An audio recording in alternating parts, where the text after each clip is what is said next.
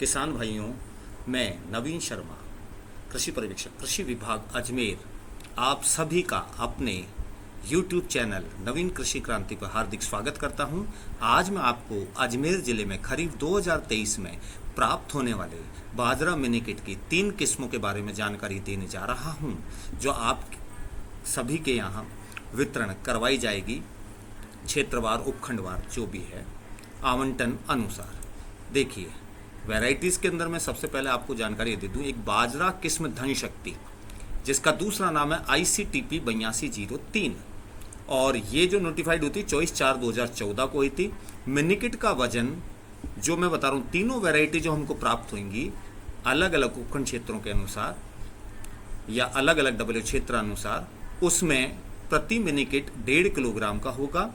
और मिनीकिट निःशुल्क BPL, अनुसूचित जाति, अनुसूचित जनजाति, सीमांत और लघु महिला कृषकों को प्राथमिकता से जन आधार कार्ड के माध्यम से ऑनलाइन वितरण किया जाएगा। देखिए, अब धन शक्ति किस्म के बारे में एक फोटोग्राफ दिखाना चाह रहा हूँ। ये रिसर्च स्टेशन के यहाँ से हमने एक लिटरेचर में से लिया है। देखिए, बाजरा किस्म धन शक्ति आप देख सकते हैं। इसका मैं थोड़ा सा और इसका दिखा देता हूँ। ये देखिए आप, ये तो सीड है। जब सिट्टे को से दाने जब निकाले जाते हैं तो इस प्रकार का दिखेगा ये। और ये सिट्टे की साइज़ आप और सिट्टे का आकार आप देख सकते हैं कि किस प्रकार के इसके सिट्टे आते हैं। ये धन शक्ति के सिट्टे हैं। हम इस किस्म के बारे में थोड़ा हल्का सा बताना चाहेंगे कि इसमें 45 दिन के लगभग इसमें फ्लावरिंग शुरू हो जाती है, और इसकी जो परिपक्वता अवधि होती है वो 76 दिन के लगभग होती है।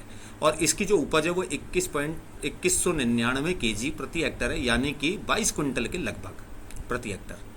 प्लांट की जो हाइट होती है वो लगभग 1.25 फीट के लगभग हम मान सकते हैं, या सेंटीमीटर दे रखी है तो ये 6.25 फीट के लगभग होती है। और नंबर ऑफ जो इसमें टिलर्स होते हैं वो लगभग 2 के करीब टिलर्स आते हैं प्रति प्लांट। और हम देखते हैं कि जो सिट्टे की जो लंबाई होती है वो देखिए आप 21.23 सेंटीमीटर प्रति एक सिट्टे की लंबाई होती है। और इसका जो थिकनेस होता है वो 3.5 सेंटीमीटर के लगभग होता है। और 1000 दानों का जो वजन होता है, जिसको हम टेस्ट वेट गेन कहते हैं, वो 13 से 17 ग्राम लगभग हो सकता है। ठीक है, अब हम देख सकते हैं, ये तो मैंने वर्णन बता ही दिया। ये तो स्टेट्स जहाँ जहाँ के लिए वैरायटी रिकमेंडेशन में अच्छी है, और स्पेशल जो फीचर्स हैं उसको हमने थोड़ा हिंदी में भी ले लिया है। आप यहाँ पे देख सकते हैं, मैं बता रहा हूँ।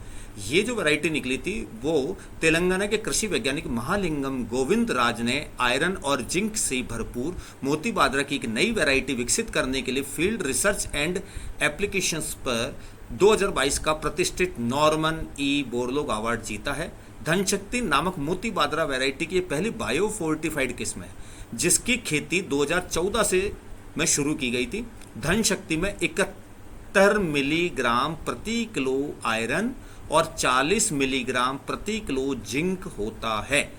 शरीर में आयरन की कमी या एनीमिया को नाटकीय ढंग से कम किया जा सकता है। अब तक उत्पादित किसी भी मोती बाजरा की खेती में लोहे की मात्रा का उच्चतम स्तर इस धन शक्ति किस्म में है।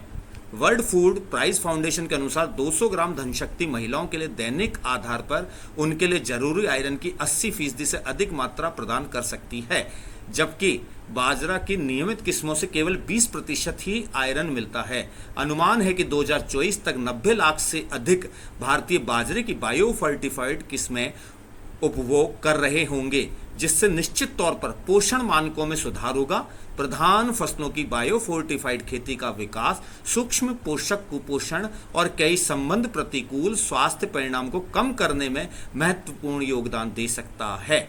हम नेक्स्ट किस्म एक बताने जा रहे हैं आपको, और उस किस्म के बारे में बता दूं। नेक्स्ट ये है, अभी बता रहा हूं मैं आपको, आ जाइए।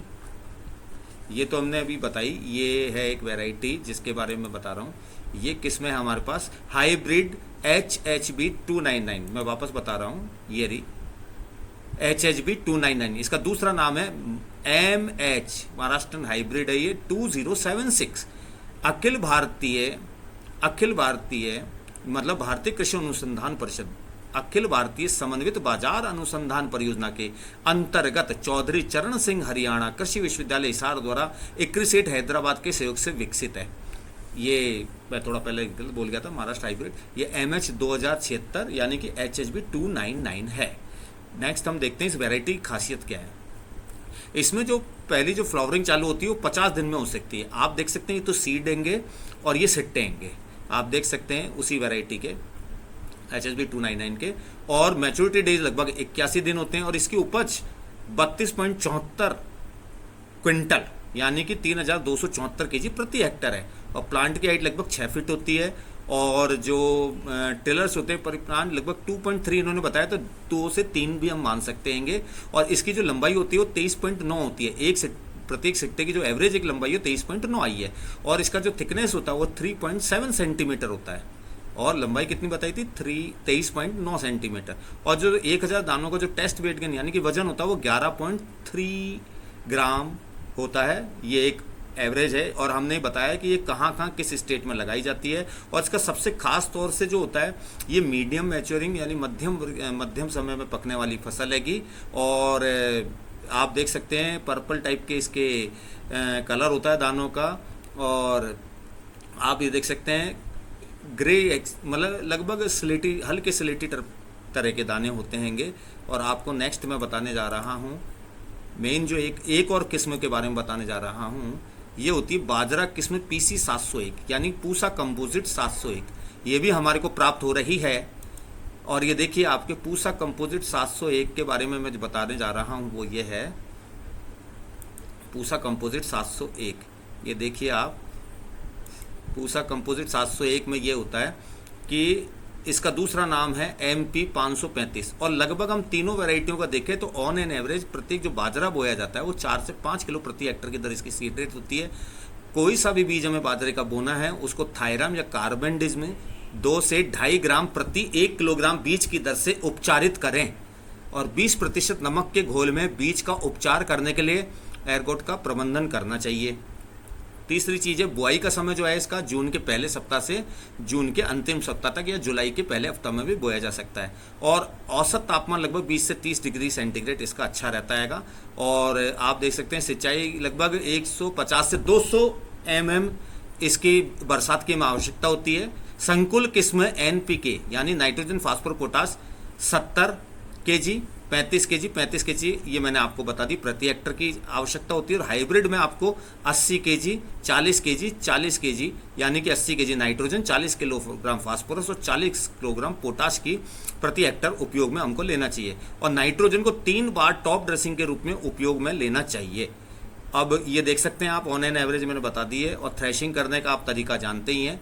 और अंत में मैं आप सभी का किसान भाइयों का और माननीय कृषि वैज्ञानिकों का नवीन कृषि क्रांति यूट्यूब चैनल पर के द्वारा हार्दिक अभिनंदन करता हूं और उनको धन्यवाद देता हूं।